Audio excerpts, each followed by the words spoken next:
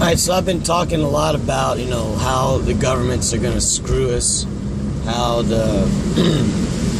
how we are going to we're going to be put in a real tough situation, a real difficult situation, and how the people that do all the work and provide all the productivity to the society, how we are the ones that are going to get the short end of the stick.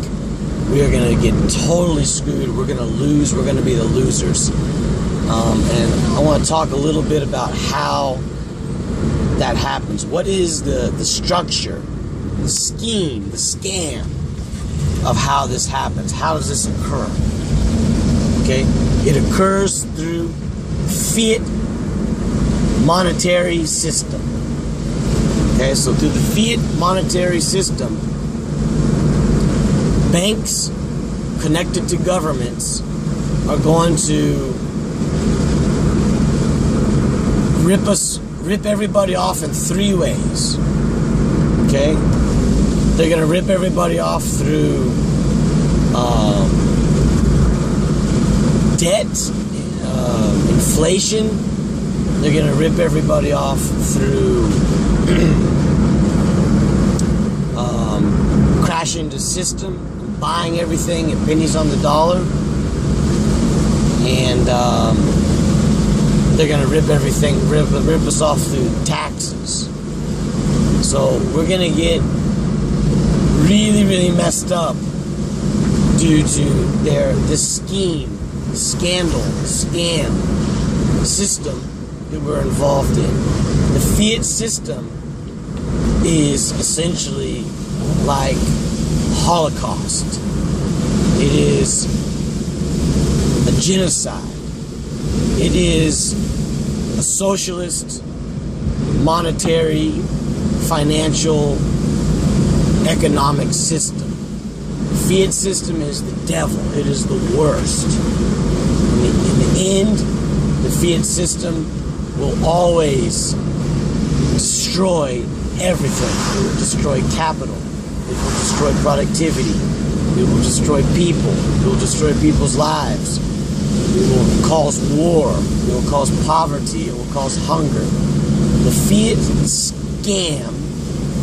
scheme is the ultimate destructive force that humans have ever invented, that has ever been conceived by society. Okay? So what is the Fiat system? Well, the Fiat system is a debt-based system.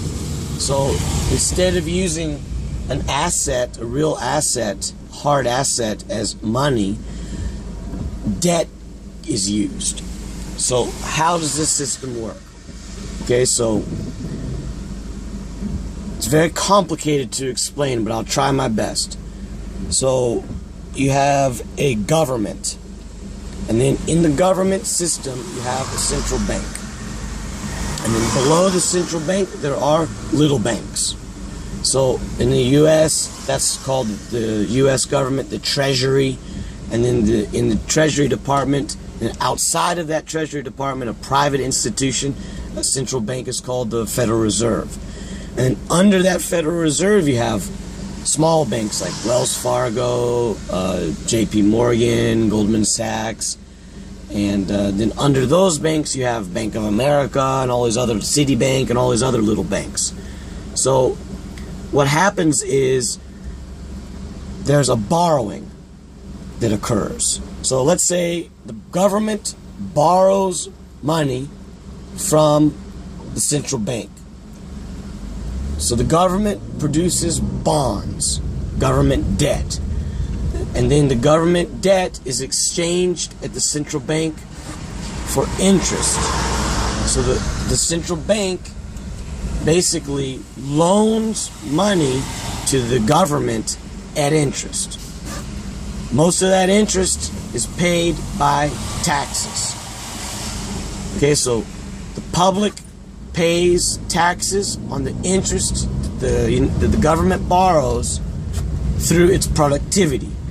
So we pay our productivity into this scheme. So productivity is sucked out of the system to pay the central bank. So the central bank owns us. We are all slaves to the central bank of our country that we live in.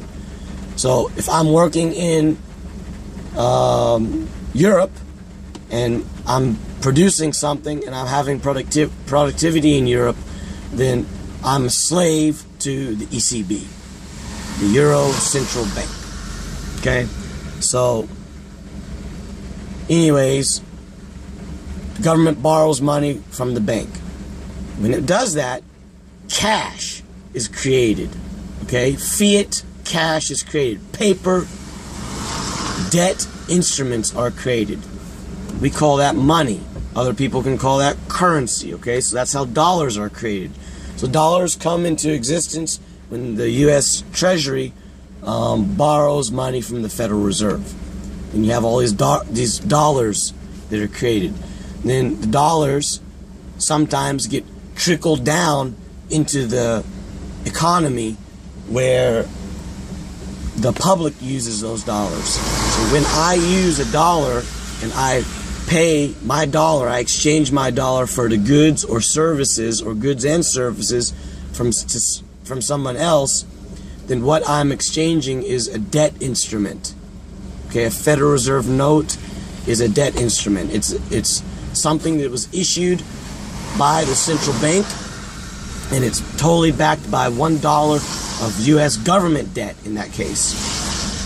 Another case is if a lower bank, like let's say you go to a bank, you want to buy a car, so you want to take a loan out. So due to the Federal Fractional Reserve System, these banks, they lend money, way more money they lend out than they have on reserve. So the actual reserves are a small fraction of the money that they're actually lending out, these banks. This is called a fractional reserve system. And this happens all over the world, and it's another part of the scheme. So due to these fractional reserve lending policies, a lot of debt is created and pumped into the system. And what is debt? Debt is the fiat currency. So dollar is a dollar of debt. So when more people borrow money, more debt is created into the system. Okay? So this is a Ponzi scheme, right? So for this system to continue to exist, the debt has to increase. Otherwise, it will turn into a deflation. And when there's a deflation, it's called a deflationary spiral. The economy basically grinds to a halt, and things will implode. The economy will be destroyed. Deflation is a nightmare for the economy. So they cannot allow deflation. So how can they prevent deflation? Is by inflation, which means pumping money into the system, and money is debt. So they need to keep the debt. They need to make more debt. We need to borrow more money. We need to borrow more money. We need more and more debt. Debt needs to exponentially expand to keep the system alive, to keep the Ponzi system going. Okay? So, but the problem is that with this system, when the Ponzi scheme exponentially grows and the debt exponentially expands, then the value of the debt exponentially declines. So the value of the money goes away. So what that means is we, the public, the people that are providing all the productivity, we lose purchasing power. So through inflation, we lose. We get sucked dry through this fiat Ponzi scheme due to inflation. Okay? So we lose our purchasing power. That means we have to work harder to buy the same amount of stuff as time goes on. Because as time goes on, the inflation will increase, the money supply will increase, the debt supply will increase. Therefore, the value of the debt, the value of the currency will decrease. So it means that the amount that we can buy for the same amount of currency will be decreased as well. So prices will go up. So we get screwed through everything becoming more expensive. All right. So we lose in that way. Another way we lose is through taxes. Now, taxes are when the governments borrow money from the central bank, and the central bank charges interest on the bonds that are issued. The bonds are the yield. So to pay off the interest that is accrued over a certain period, so there's a 2-year bond, there's a 5-year bond, there's a 10-year bond, there's a 30-year bond. So to pay off the interest over these years of the bonds that the government issued to get currency, fiat currency from the central banks, we have to pay that interest through our taxes. So as the Ponzi scheme increases and the government has to borrow more and more and more money to keep the Ponzi scheme liquid, then it means that we're going to have to pay more and more and more taxes. So as time goes on, taxes go up. Taxes will increase. The government will make new taxes. They're going to make a soda tax. They're going to make a air tax. They're going to make a blah, blah, blah, blah, blah, blah, blah tax. They're going to make an income tax. 100 years ago, there's like almost no taxes. And now you can't even count how many taxes there are. Income tax, inheritance tax, corporate tax, property tax, sales tax, alcohol tax, blah, blah, blah, blah. I'll lose my mind counting all the taxes. It's too many, you know. So there's just so many taxes, and they're just going to increase exponentially as well. So as taxes increase, you know, then basically we have to work harder for less. We work harder. Our amount that we work stays the same or increases, while the amount of money and things we can buy decreases. Okay, the investment that we're able to do will decrease over time due to inflation, which I've already explained, and due to taxes, which will only go up. They have to go up. It's insane. These politicians stand on the podium debating, lower taxes, we're gonna lower taxes, I'm gonna blah, blah, blah, blah. It's bullshit. You can never lower taxes. It's not possible. The only way to lower taxes is to destroy the government completely and start new. It's just blow up a government, destroy that government, rip the government to shreds, and begin a new, totally new, brand new government. Start from scratch. Okay, that's the only way to decrease the taxes. Taxes will never decrease. I don't care what anybody says. You say, well, we had a tax cut? No, didn't. You had a fake phantom tax cut because they can't just make prosperity. You can't just make things for nothing. You have to take from one thing if you want to put into another place. So there are no tax cuts. And what I mean is, if you say, okay, we're gonna decrease the income tax. Well, to do that, then they have to increase consumption tax, or they have to increase corporate tax, or they have to increase a different tax. So it's impossible to lower taxes. It's just never going to happen. Third way that they're going to rip us off, that we're going to get screwed, and this is even more insidious, is that what they do is the government and the banks and the bankers and these banker elites and the cabal and all these assholes that are running the show, what they do, they figured this out, is they can borrow billions of dollars, millions of dollars. They can borrow huge amounts of money at very low interest rates because they can do whatever they want. They have ultimate power, ultimate authority. They can do whatever they want. So what they do is the scheme is they borrow a lot of interest rates. They borrow a lot of money at low interest rate, like a lot of money, and then they hold it. It's like free money they get. Then they have all this debt, okay, because the money is debt, the currency is debt. So they have all this debt. They have, let's say, $1 billion of debt. So then through inflation, then they're gonna, when they borrow that money, and they create that money, because as I already mentioned, the way the fractional reserve system works is when they borrow money, the money is going to be new money created based on the fractional system. Okay, it's not money that's in the bank that's lended, it's new money that's dumped into the system. So the money supply increases. So when they do this, they borrow this big money, they get this free money, then the money supply increases, inflation goes up. So inflation goes up, the prices go up. So we get screwed. But at the same time, when the value of the money decreases, the value of the debt also decreases. So it means the value of the debt that they initially borrowed also decreases. So it means they have to pay back less. So it's a win-win for them, of course, right? So through inflation, the people that borrowed all this money, they don't have to pay back as much. Also, as the price goes up, things are going to get more difficult. Life gets more difficult. The economy starts to go down. People start to go out of business. Things get really messed up until eventually there's a credit cycle bust. Okay? There's a credit cycle bust. And what happens in a credit cycle bust? We've already seen what happens. That was the Lehman shock. It happened in 2009. You have massive stock market decline. You have massive layoffs. Companies go out of business. Things get really, really bad. Sovereign bond crisis. Governments get in trouble. Everybody is in trouble. It's a big, big disaster. It's a crisis, okay? These people come in and they buy everything up, pennies on the dollar, because they borrowed all this money for free. Now they're paying back less because it's been inflated away. And then they swoop in for the final kill and they pick everything to shreds like vultures.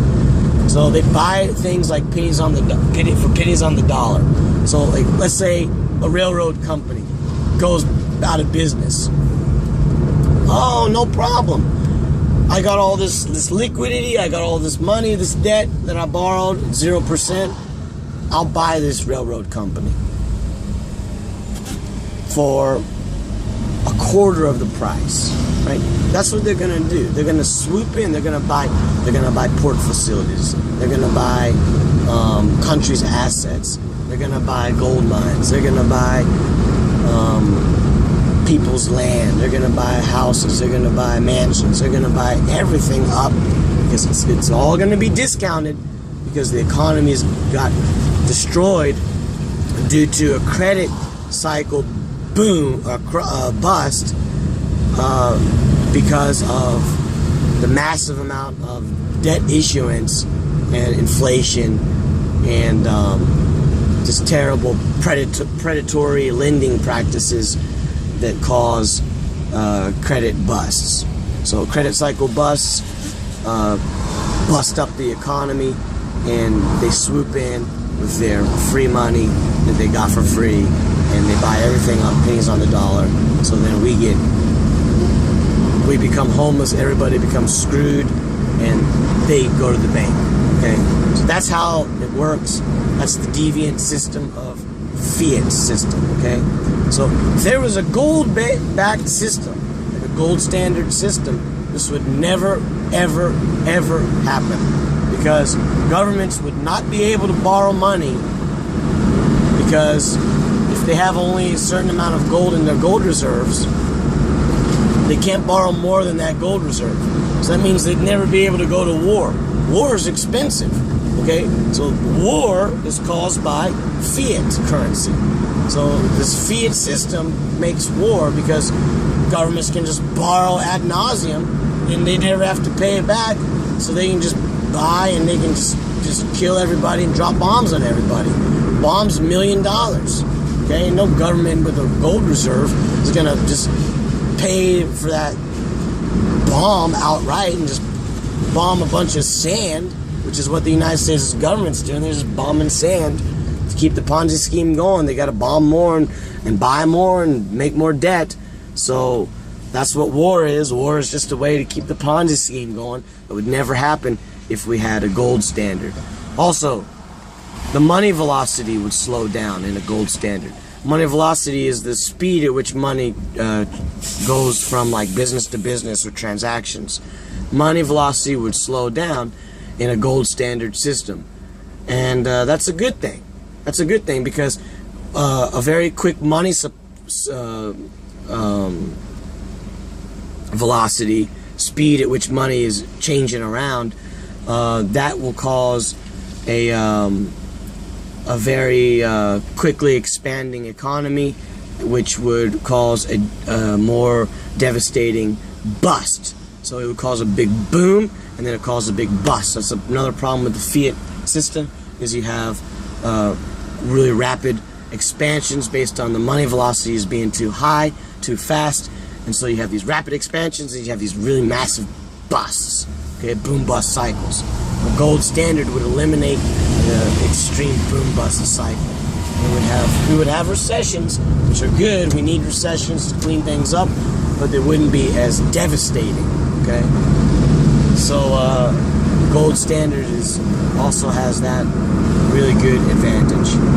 So fiat currency is really, really evil. It's real dubious, and we need to understand that the fiat system that we're living in is a system of pure slavery, and it's a system of pure evil. So yeah, that's basically what I wanted to say.